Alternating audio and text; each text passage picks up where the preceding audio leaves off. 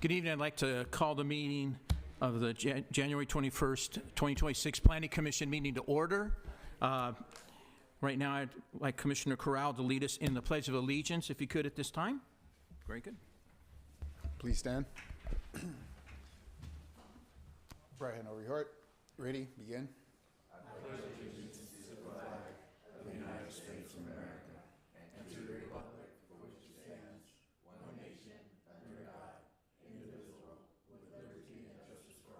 Hoorah.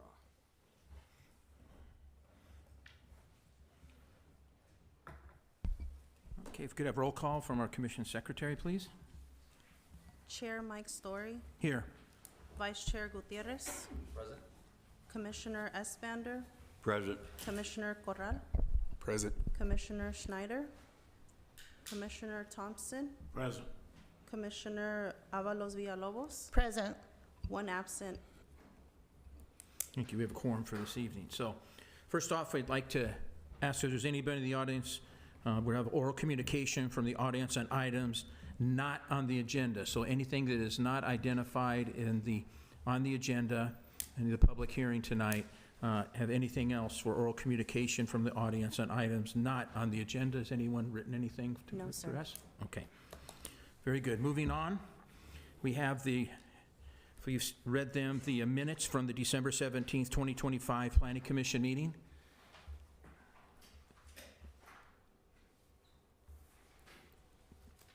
Everyone read them? If so, then I would entertain a Move to motion. accept the Planning Commission minute meetings for December 17, 2025. Second. There's a motion and a second. All those in favor of approving the minutes from December 17th, 2025 Planning Commission meeting signify by saying aye. Aye. Opposed? Hearing none. So we're moving on to our public hearing item. And our public hearing item tonight will be addressing General Plan Amendment number 250001, Zoning Code Amendment number 250002, Specific Plan Amendment number 25001, Specific Plan Amendment number 25002, and the Environmental Assessment Review number 250020. Staff presentation? Go right ahead. Thank you. Good evening, Chair and Planning Commissioners. My name is Sandra Robles, Senior Planner.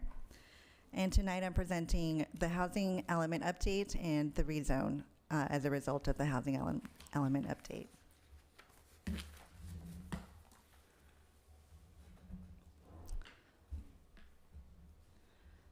So the first slide here is what exactly is the housing element.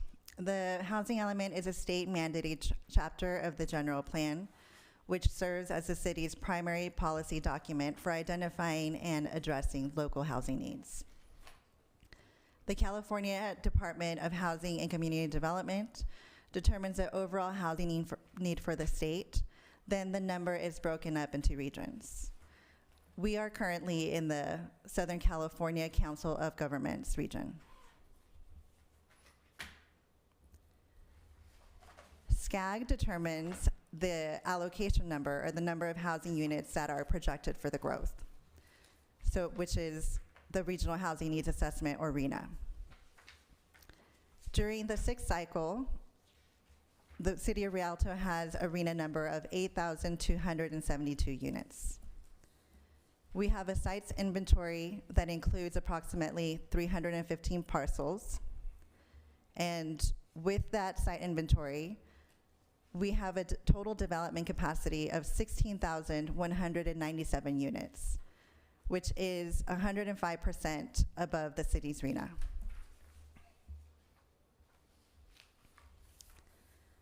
As a result of the housing element update, city staff had to upzone and rezone several properties. On August 8th, 2023, the city adopted the residential overlay zone because this project has been in the works since 2021. On October 10th, 2025, California's Second District Court of Appeals held that local governments cannot satisfy their RHNA obligations by using overlays that allow but do not require residential development. So Rialto's residential overlay zone that was previously adopted states that property owners have full discretion to use the residential overlay, which means that we are currently out of compliance. The new housing opportunity district supersedes the underlying zoning, and it requires commercial properties to include 50% residential, and it increases densities for parcels identified as residential at a minimum of 20 dwelling units per acre.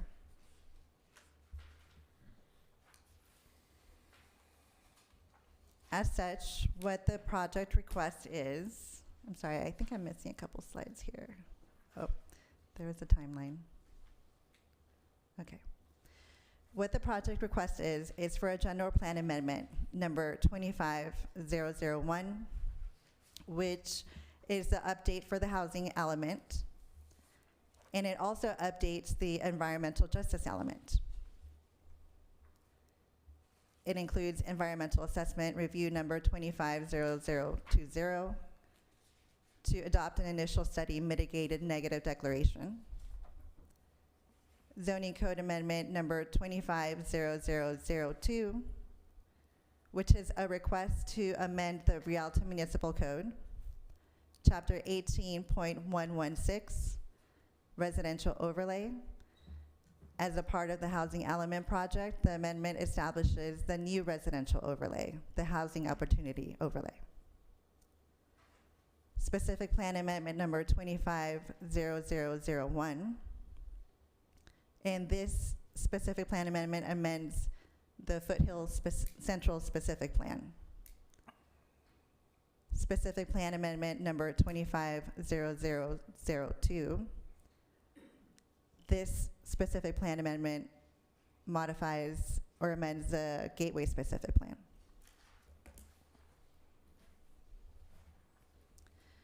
These are some visuals, some maps of what the overlay looks like. So for the image to the left, the specific plan amendment for Foothill Central is all of the blue properties along Foothill. And you can see some of the purple properties in the Rialto Central area. For the Gateway amendment, it's those two parcels that are highlighted.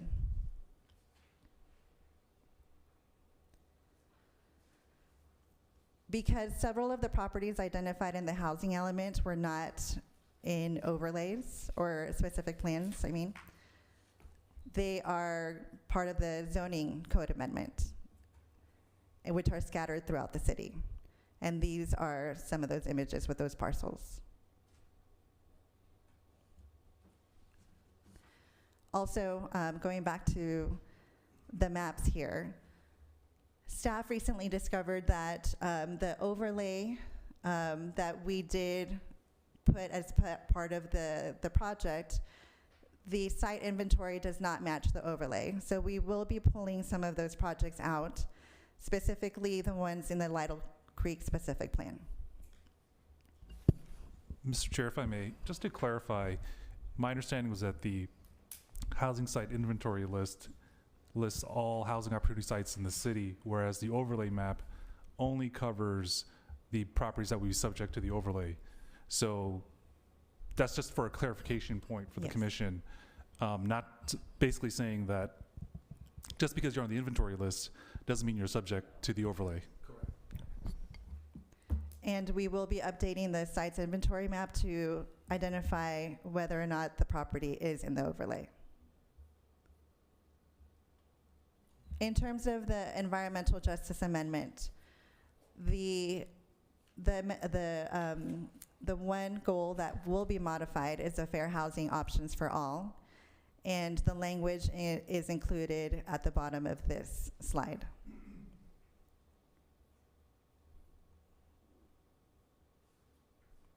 In terms of public noticing, staff mailed the notice to property owners on December 18, 2025, posted at City Hall on December 18, 2025, and also published on the newspaper December 27, 2025. As such, staff is recommending that the Planning Commission adopt the attached resolution, Exhibit D, forwarding to the City Council a recommendation to approve the mitigated negative declaration, adopt the attached resolution, Exhibit E, forwarding to the City Council a recommendation to approve the General Plan Amendment Number 250001, adopt the attached resolution, Exhibit F, forwarding to the City Council a recommendation to approve Zoning Code Amendment Number 250002, adopt the attached resolution, Exhibit G, forwarding to the City Council a recommendation to approve specific plan amendment number 25001, and to adopt the attached resolution, Exhibit H, forwarding to the City Council a recommendation to approve specific plan amendment number 250002. That concludes staff presentation. The consultant, Kimley Horn, Bryant, and Rita are here, and they have a presentation of their own. Okay, thank you.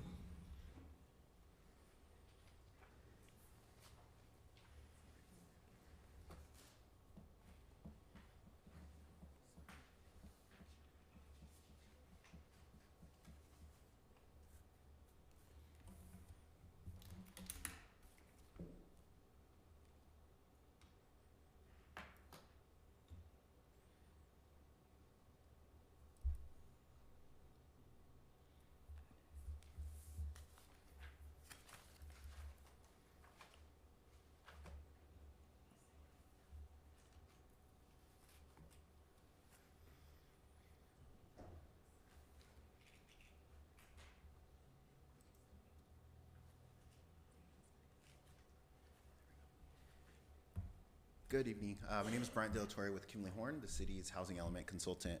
And with me is Rita Garcia as well, who will be up in a bit. We started this project over 5 years ago. And as we go through this presentation, we'll see kind of the evolution of this project as we went through this process to get here today. Some of this Sandra already went over, so sorry if I repeat it. I'll try to be as efficient as possible through here. But the housing element, what it is, it's one of the required general plan elements. It's the only one that needs to be reviewed and certified by the state. So it's reviewed by the Housing and Community Development Department. And it must be what we call certified. So what certification means, it's been evaluated against state law and it complies with state law. What the housing element is meant to do is to identify any housing needs, any local housing needs, and provide goals, strategies to alleviate, any specific needs and address any specific housing requirements. Here on the right side is our RENA, what Sandra mentioned. Our RENA is our allocation of housing sites that the city must demonstrate that they can accommodate. So the city is not required to build any housing, develop any housing. It's just required to show that there is sufficient capacity for this development. As you'll see, the units on the very far right are broken down by income category. So on the far left and the far right, you'll see those two, the category that falls into from very low income all the way through above moderate, and you'll see the units that are associated with it. The above moderate income is the largest portion of it, but if you look at very low through moderate income, those are really the most difficult types of units to develop, and are really where a lot of these actions are geared towards. The housing element has 4 sections.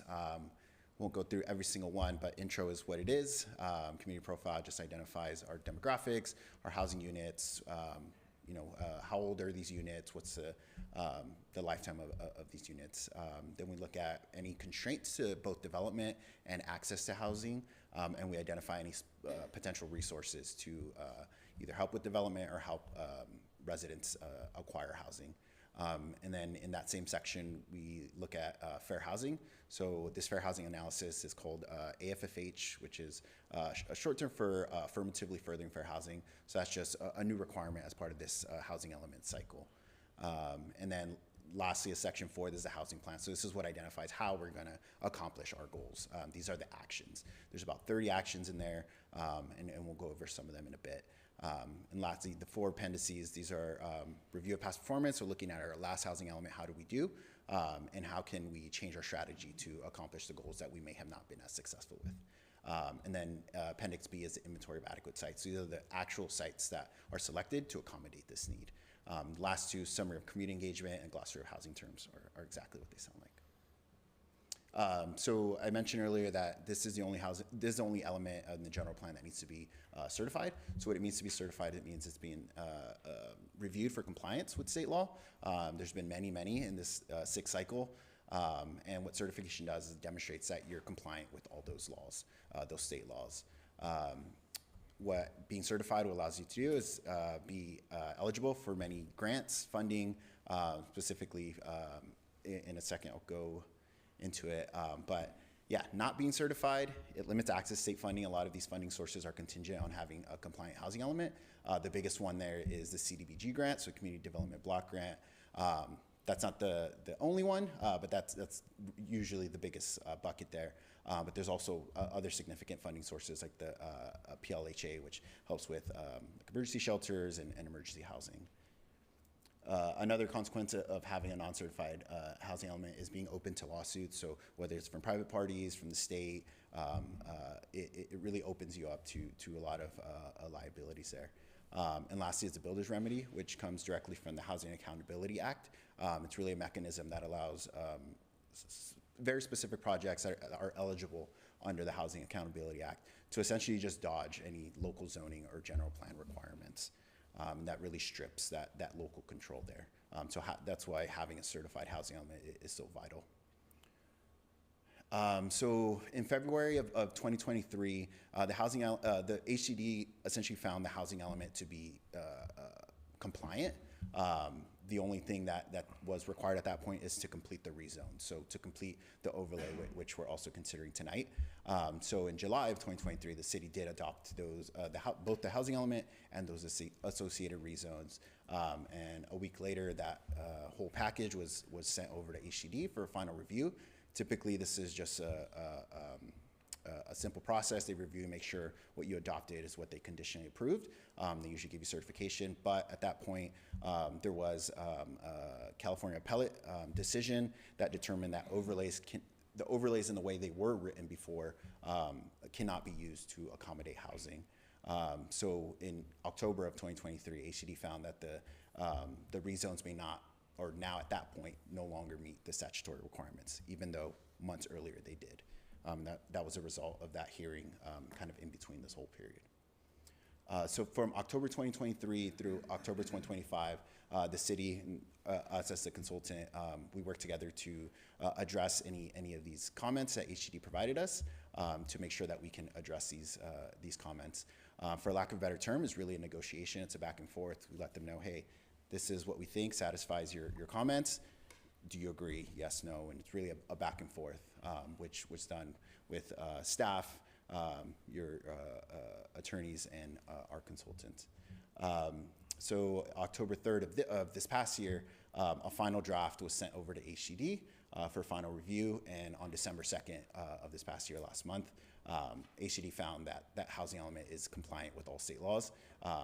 And all that needs to be done is readopt the housing element and adopt the rezones as described in the housing element. Summary of outreach. So in the last 5 years, there's been 4 workshops, 4 pop-ups, various smaller little events and informational things. There's been informational postcards that were mailed out, provided here at the city. And also there's been surveys, so both online, in person, as well as maps that people can comment on where they believe housing would be best suited.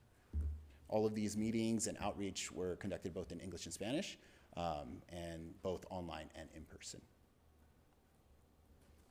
So now we get into really our site strategy. So this is how we are going to address our need, which is that 8,272 units. So how we're going to address these. So the first 3 bullets, these were the easiest. So first, we could take credit for projects that are considered in the pipeline. So these are projects that were already approved, but haven't been permitted. So the applicant submitted an application for a project, they were approved, but they still haven't pulled their permit. So we were able to take advantage of those projects. Pretty straightforward, pretty easy. The next one is projected ADU development. So we looked at ADU development, so permits pulled, ADUs built from 2018 to 2021, got that average, and then projected out that average from those years for the full 8-year period of this housing element. So we were able to accommodate some units that way. And then that third easiest part is the specific plans. So across Lytle Creek Ranch and the Renaissance specific plans, those specific plans are already approved. So we were able to use the units that are part of those specific plans as part of the housing element allocation. And the last bullet, this is really where what we're discussing today is identifying capacity under the existing zoning, and then also identifying areas, opportunity areas, what we call them, where we can either upzone or rezone. So these opportunity areas are up here on the screen. They really fall into these 7 categories, but some of them are kind of scattered around. They can't fit perfectly into one of these boxes, but generally these parcels are along Foothill Boulevard, Riverside Avenue, 2 parcels in the Gateway specific plan, in the Rialto Central Area specific plan, along Baseline Road and Randall Avenue. Here, this is a map of, you can see Baseline on here, Foothill Boulevard. You can also see Central Area and then Baseline up in the north here. They're all scattered around here. And then here you have around North Riverside. So they're not all perfectly along North Riverside, but right around that general area, right by the freeway there. We also have these 2 parcels in the orange, in the purple there, that are from the Gateway SP, this specific plan. Here we have the Central Area specific plan parcel, so kind of all around this area here that we're standing in now. These are along Baseline Road and the Baseline Shopping Center as well. And then these, this is a little hard to see, it's really small, but these are all the other parcels that are kind of just scattered around the city there. So what all of these sites, what the housing element proposes to do is to include them all as a housing opportunity district. So it's essentially, it throws an overlay over these parcels and creates a minimum density of 20 dwelling units per acre. And if the parcels currently have a residential zoning already, they can go from 20 dwelling units per acre to either 35 or 40. And if they have a commercial designation currently, they can go from 20 dwelling units per acre to 50 dwelling units per acre. So any area where the parcel is currently commercial, it would essentially now allow mixed use. And all those units, all those mixed use developments must provide at least 50% residential. So 50% of the development of the square footage must be residential. There's also an incentive for applicants to develop affordable units, which will help the city accommodate that lower income area. And that incentive, essentially what it is any development that comes in that provides 20% of their units as lower income can get essentially a ministerial review, which the state in the government code calls a by right approval. So these are examples of kind of some examples of what these density ranges can look like. So on the screen here, you see 20 to 35 dwelling units per acre. On the left, those townhomes, that's kind of like on the lower range, whereas like in the middle and the right, that'll be closer to the higher range of 20 to 35. And then here you see a little higher density from 35 to 50, and these can look like senior housing, mixed use, apartment condos, some of these products that we already see. As Sandra mentioned, our buffer or our sites that we've accommodated beyond our need, it's about double, but you'll see a lot of that like surplus, what we're calling surplus, falls into the above moderate. The reason for that is that most of that comes from the Lytle Creek, so most of that is accommodated as above moderate. So a lot of those units we can already take advantage of, but they fall into that, so it really expands that buffer. But the intent of having a buffer is that we know that the market may not produce the units the way we anticipate. So having a buffer there allows us to not have to go back to the drawing board and add new sites all the time. So this buffer allows you to stay within a comfortable range where you don't have to go back and add additional sites in the future. Because in that situation, it's called net loss. So if you accommodate, exactly what your RENA is. So if you were to accommodate only 8,272 sites, but then one of those parcels developed as something else, car wash or something. Now you're in a net loss, so you no longer accommodate what you're required to accommodate, and you're no longer compliant. So that buffer allows you to accommodate for any of those nuances. So the last section, which is section 4, is the housing plan. This is really our action plan. It's how we're going to accommodate our units. How are we going to complete these actions and these goals that we have? All of our actions, which is about 30 or so, fall into one of these goals here. So ranging from improving the quality of existing housing and existing neighborhoods, all the way to promoting equal opportunity for people in the area and people who want to live in the city as well. I'm not going to go through all 30. We'll be here until like midnight, but I just want to highlight just one action here, just to show what these kind of look like and what each one of these actions include. So this is Housing Program 2E. It's related to ADU monitoring. So what this action does or proposes to do is to create a monitoring program. This is really done through the annual reporting period, where we can monitor, hey, is our ADU development following the same pattern that we anticipated or that we projected in our housing element? If it doesn't, what can we do to change that, and what can we do to meet our goals? Every single action will have a time frame, so when this is completed. Here it's annually because we report on the housing element annually to HCD, but some actions are by, for example, August 2026. Some of them have concrete deadlines, whereas some of these don't. Each one has a responsible agency, so for example, this ADU one would fall on the planning team, and that funding source comes directly from the general fund. There's other actions that would come from like grant sources such as CDBG, like that.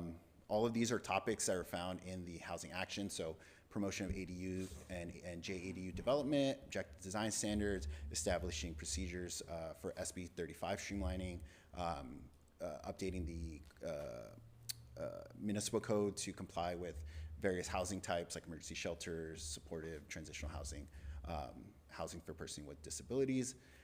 There's many of these that are just new state laws that the city has not updated their zoning code, so it's technically out of compliance.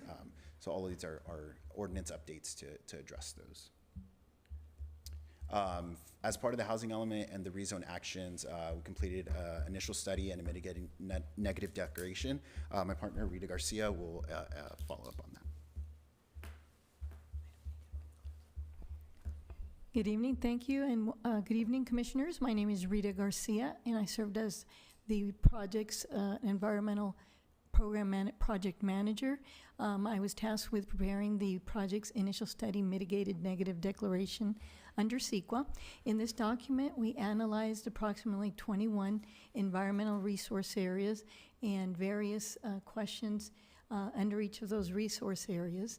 Our analysis found that for all of those resource areas except 6, all impacts would be reduced to less than significant or avoided through compliance with the established regulatory framework, which included federal, state, and local regulations. For 6 of the resource areas, we found that mitigation was necessary to avoid or lessen the impact to less than significant.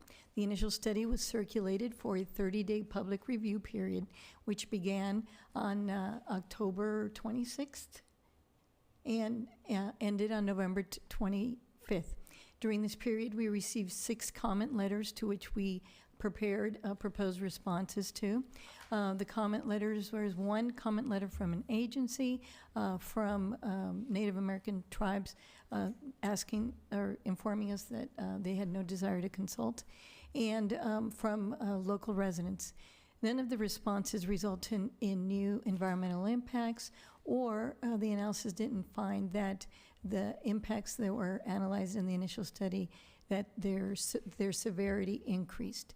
And so with that, the only step that's left is for the commissioners to, before approving the project, consider all of the initial study's findings as well as the findings in the responses to comments. And with that, Bryant will discuss the next steps. So as mentioned, on December 2nd of 2025, last month, HCD found that the housing element, as it was drafted, meets the statutory requirements, but the city must readopt the housing element and also complete the rezones. So once the housing element's readopted, the rezones are adopted, and this whole package is sent back to HCD, that is when they can provide essentially a certification letter. So we are, January 21st today, so this is our Plan Commission. On February 24th, the City Council will also consider adoption of these actions. And if that project is approved, then in late February or early March, that full package will be sent to HCD. HCD will have 60 calendar days to provide a response. We've discussed with HCD, as long as this is adopted as proposed, it's compliant. So it should take less than 60 days, but they have up to 60 days from there. So we could potentially see, 2 months from end of February or beginning of March there. And with that, we are done. Thank you. Thank you. Before we get to the public, does staff have any, does the commission have any question of staff or the consultant at this I time? just have one quick one. Go ahead. The term I remember back at 23, environmental justice, what does that made-up term mean? Can you define that? Yes. Or maybe the consultant can tell me what that means. We didn't work on the environmental justice. What is it, though? Oh, you didn't work on that? No, Oh, they just okay. worked on the Yeah, he's housing. not claiming that one there. So the environmental justice was adopted just last year. And let me get that information for you.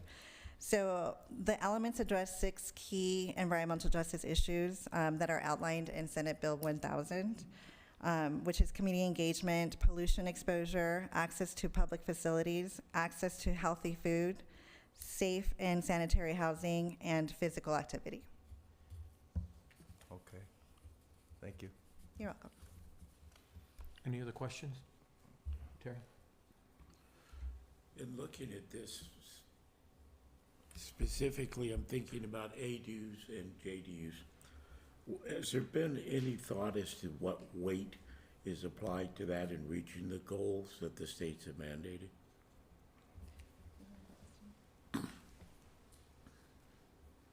So ADUs can be used to accommodate our need. It's really a one-for-one. ADU is treated the same as a single-family housing unit, same as a JADU. So it's a really valuable strategy to have ADU development because it creates less impacts than, say, a multifamily housing, something like that. But yeah, if there's anything specific about ADUs that I can address, yeah. But So it's not weighted at all, because we don't know what's going to happen with ADUs or JDUs, am I correct?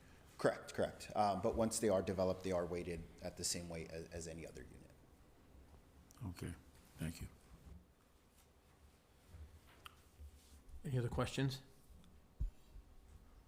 Okay, so if you could pull up the PowerPoint, your PowerPoint again, the consultants, and we'll go back, because I haven't got a hard copy, go back to the beginning of it, so I got to scroll through as much as I can. Let's get to the income one, that one. Yes.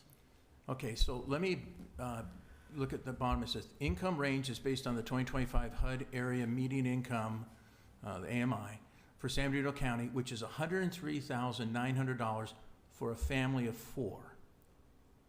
Okay, and they came up with that number because I'm just getting it. Does anybody in the room really believe that a family of 4 in Rialto makes $103,000? Yeah. I understand, I see the numbers and I understand to do that, but I'm willing to go along with it, but it's really shocking to me after living here for 40 years. And that's a number that they came up with, and that's the one we kind of base stuff on, that's gonna be, so, how do they come up with that number, that 103.9? Yeah, a lot of that comes from, this comes from HUD, the Housing and Urban Development at the federal level. Okay. And that typically comes from like W-2s and tax information that they kind of aggregate. So that mixed with the census, they can kind of estimate there. Okay, so this PowerPoint again, and let's go over it. We were looking at the one that talked about the Renaissance, and it talked about River Ranch, and it talked about ADUs and things with, okay, so site analysis and things to do that. You know, maybe I'm just a real numbers kind of guy. When I look at those things, I really would like to see some numbers when it says, if we're gonna be including that stuff in, they're part of our total, that we don't have to, you know, have to meet, or we have to be part of that. I like to know how many ADUs we've got, you know, and then how many units. I don't even know the number of units that have currently been constructed under the River Ranch, and the number in the Renaissance to do that. Just so I got enough. So we've got this big number here of the 8,000 and stuff, and how many we're getting credit for to be able to do that. Yeah, so ADUs total is 72. So that's not obviously a huge number, but Lytle Creek specific plan, it's 6,259 units. Right. And Renaissance specific plan is 1,279 units. And staff could probably tell me how many currently have been built in each one of those, right? I think for Lytle, for River Ranch, I think we're at about 775 maybe. Okay. And for Renaissance, I think we're 200-ish. Okay. So, Got it. yeah. You said 75 to 100, right? 775 in River Ranch and 150, 200, somewhere in that neighborhood for Renaissance. Renaissance, okay. Back to the PowerPoint and forward, back to the goals and objectives. Real quick there. Okay. Housing goal number 2, promote and encourage housing development that adequately meets the needs of the socioeconomic segments of the community. We can promote it, we can encourage it, but we can't require it. Correct. Correct? Correct. And the reason we can't require it is why? You can actually, through like something like an affordable housing ordinance, you can require it as part of a development at a certain range. So that's really the only mechanism where you can require it. Okay. Yeah. Otherwise, it's mostly like incentives Right. that help encourage that. And then when we talked about, a little forward on that one too, we talked about the densities and stuff. So there was one that talked about 30 units per acre, then it talked about 20 units per acre and stuff. So if we can. Got it. Yeah, I think that was a typo there. So Okay. it should be, this is the Okay. accurate one, yeah. Yeah, and so once these parcels are identified and they're part of the overlay and stuff, if someone chooses, what's the benefit for a developer to build at 35 or 40 units per acre, not 20 units per acre? And what development standards do we use to with these overlays to do that? I mean, it's an overlay. Do we use an R3? Do we use an R4? R4. What's the development standards that we use for Yeah. that stuff? Yeah, R4, those are going to be the regulations for those densities. Okay. Yeah. All right. Sorry, my planner hat came out. I apologize. No worries, no So worries. it's- Yeah, thank you, appreciate it. Any other? I thought you knew all this. Oh, I didn't, well, I didn't know about the income of 103,000 for a family of 4. Well, the income. Yeah, We so- keep printing money, so Oh, it's. exactly, that I mean, must be it's what it costs is. like $50 for a hamburger now. Any other, I think maybe it might be okay, more any off. other questions for the staff or the consultant? I just have one. You realize your neighbors make that kind of. I probably do, they probably do. Go ahead. The cost of building continually changes. Every day it's different. You get a different price on all the materials and the labor and so forth. This plan is based upon current pricing of what it costs to build per square foot now, not projected into the future. That's correct, yes. Okay, so if this is projected 2-3 years into the future, where are we gonna be? Yeah, just from the beginning of this plan to now, it's priced probably like 20% higher than from what we started. So if we keep on that trajectory, it's, Yeah, I wasn't sure I heard the percentage there, sir. what's that? You said a percentage? About 20%. 20%. So that's factored in, or is that what we can expect? It's not factored in, and it's not, we're not required to factor that. It's more so the land use that we're required to plan for, is the change in the land uses. Well, then my question would be, if the projects that are 2, 3, 4 years down the line cost more to build, they're gonna cost more to sell and to rent and to lease. So we're gonna end up with a vacancy issue there, a vacuum, so to speak, even though we've met the mandate. Is it still, have we met the mandate from a community standpoint? If it's sitting vacant, nobody can afford to live there. Correct, yeah.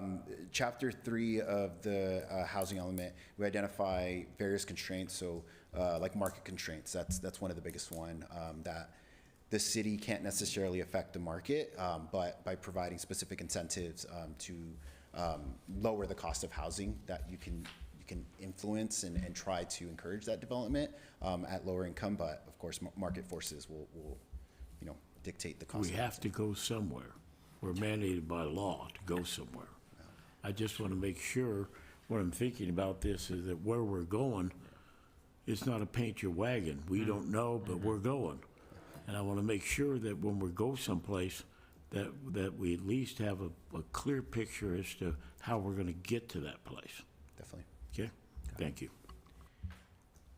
There's no more questions at this time. This is a public hearing. I'm going to ask if there's anybody that has filled out a paperwork and requested to speak at this time. Yes, sir. Okay. Steve Glusker.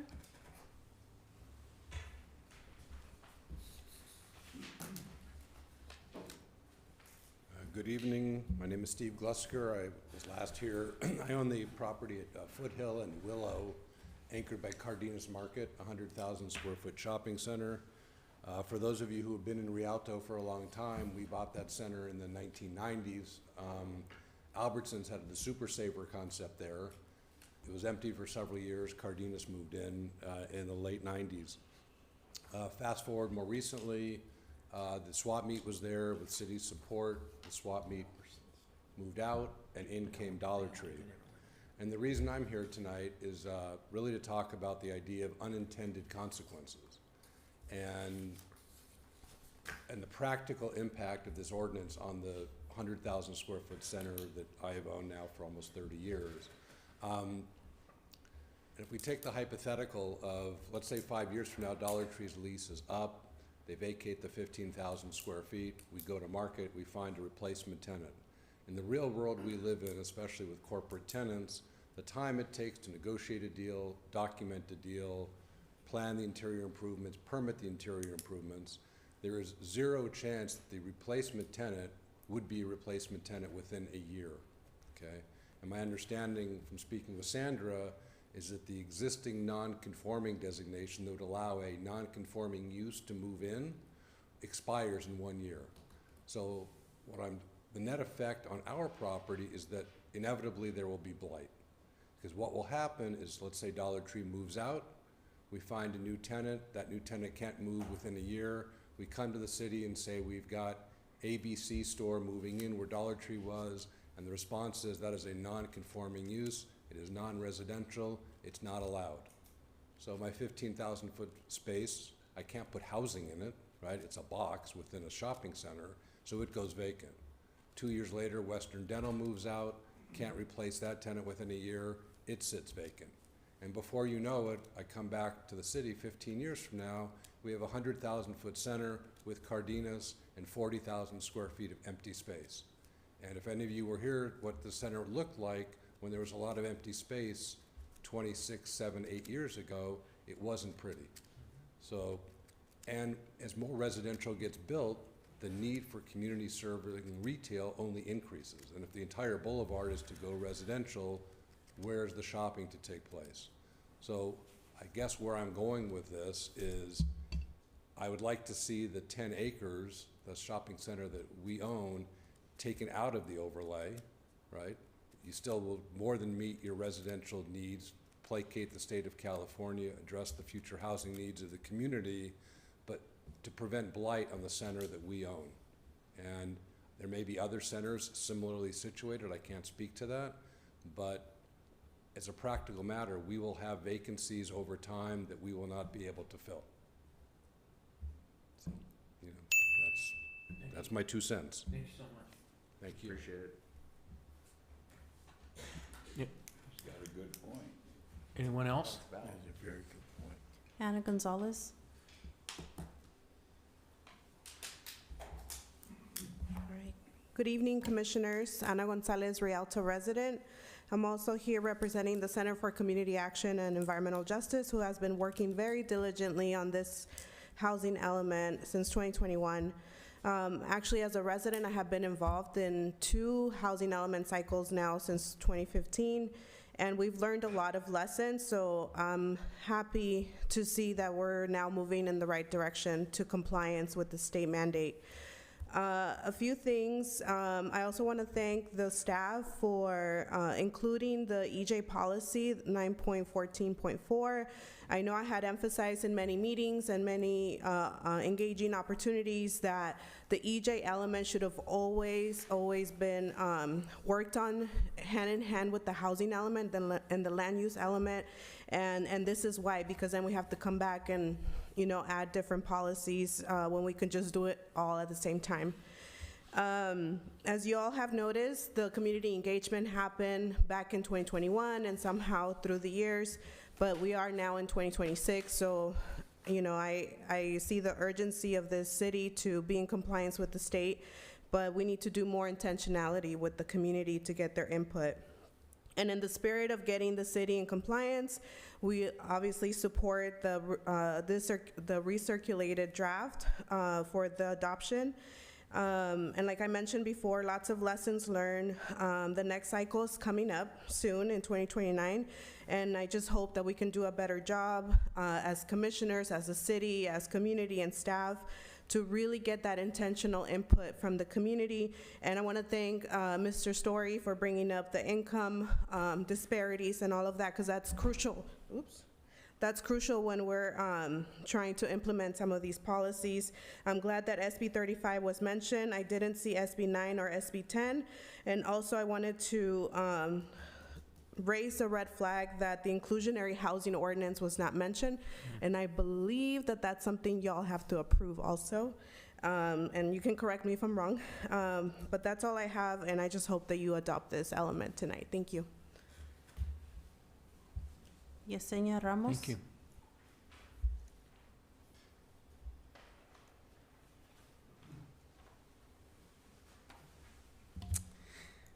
Good afternoon, Commissioner. I'm Yesenia Ramos, Rialto resident. I'm here to support the draft of the housing element.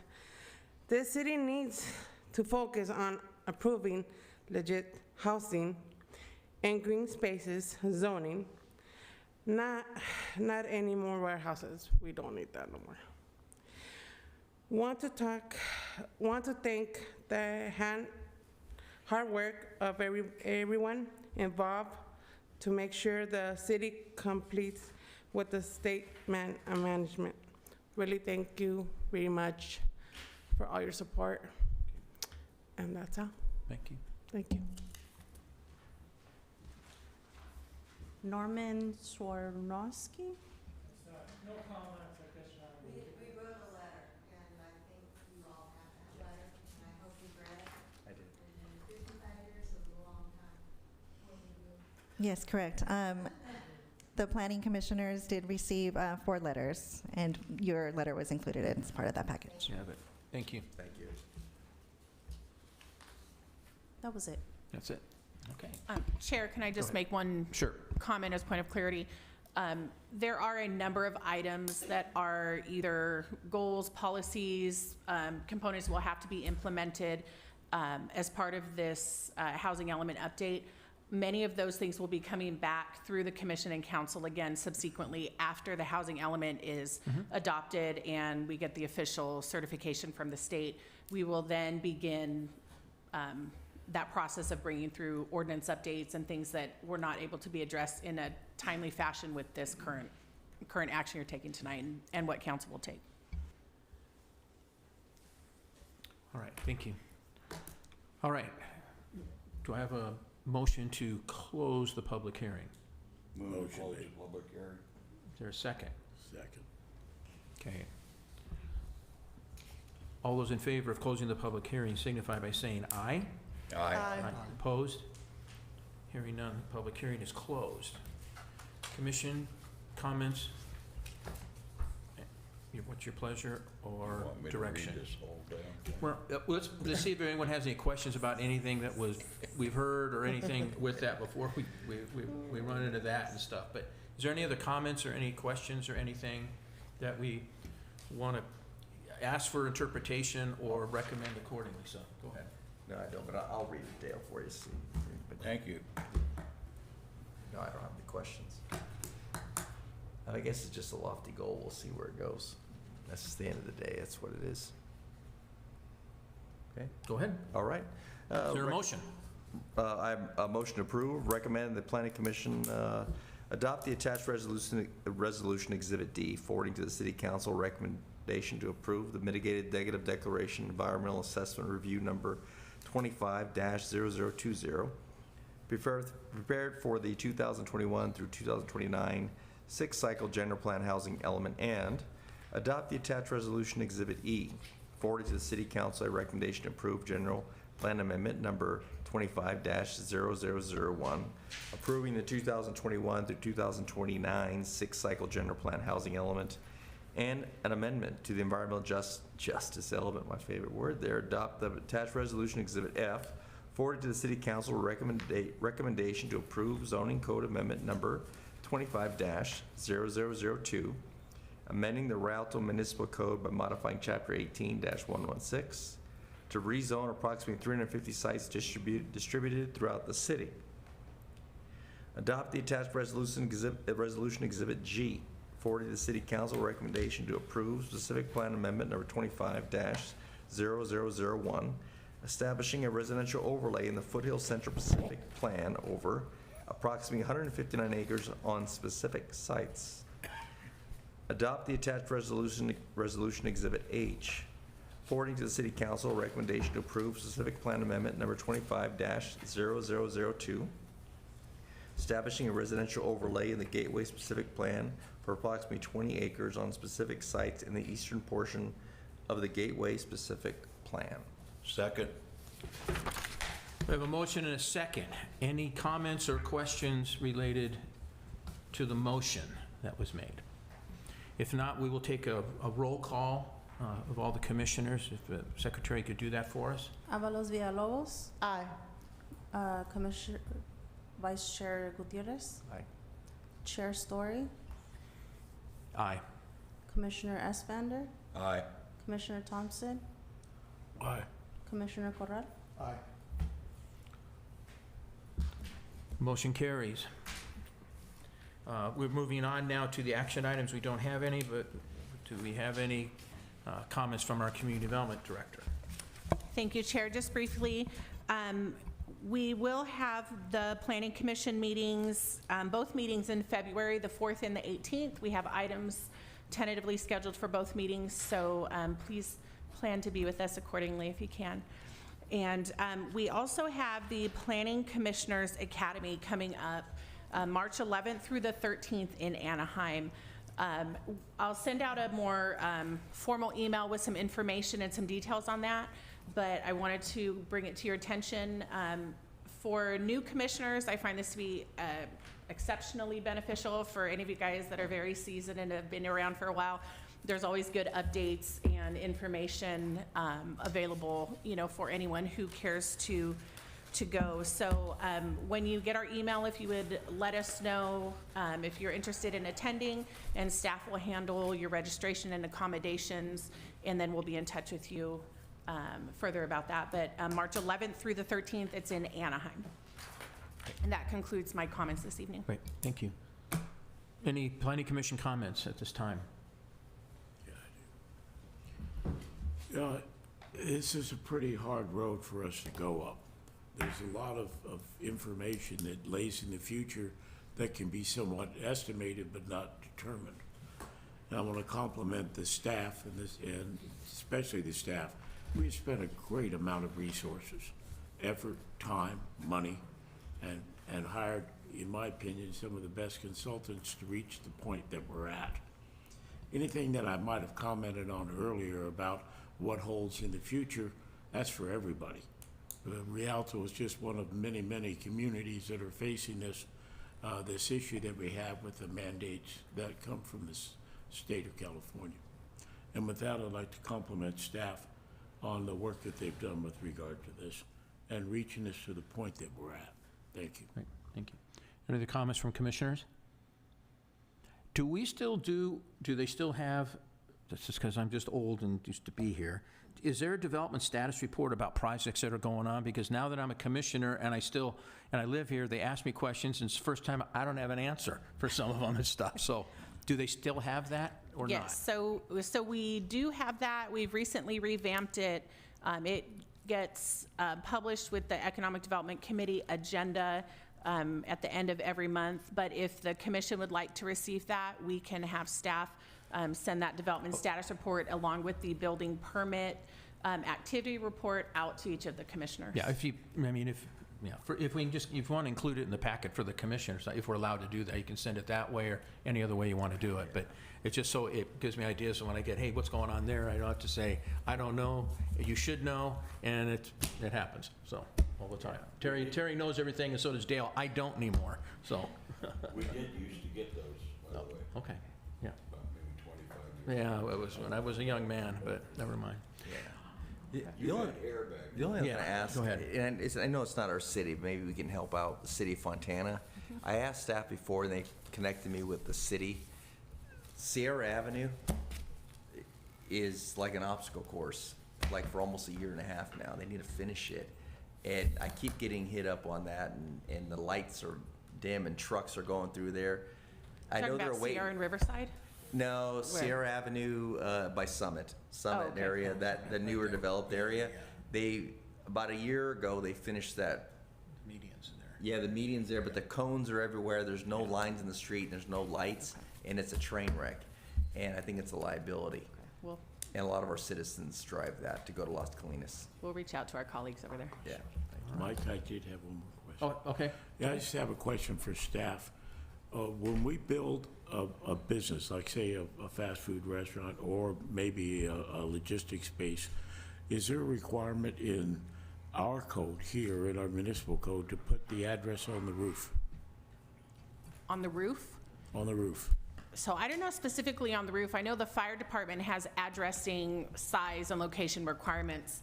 You want to, Daniel probably has more specifics for you on that. There are requirements. He's the expert. Yes, all new developments are required to put the address on the roof. That's a Okay, standard so condition of if we build a approval. McDonald's, the address is on the roof. 40 King can see it, am I correct? On which one, I'm sorry? Pardon me? Did you say a specific development? or- On any Oh, place yeah, with a anyway, cash exactly. That's the, register yeah. or logistics. Yeah, yes, on any development. The Okay. police department has a set of standards as far as the size of the numbering, and yes, they're required for all new developments. Okay, and then the second one was when a business is proposed and it goes through the process, whether it's developed or whether it's IT, is there a requirement on retail businesses that have a cash register to have a certain percentage of the window space uncovered in the front? Yes, there are provisions. 25% coverage as it used to be? Yes, exactly. That's the maximum amount that you could cover up, 25% with different window signage. The rest of it would need to remain open. All right, very good. Thank you. Is there a motion to adjourn? So moved. The second? Second. Second, okay. Meeting adjourned. Thank you.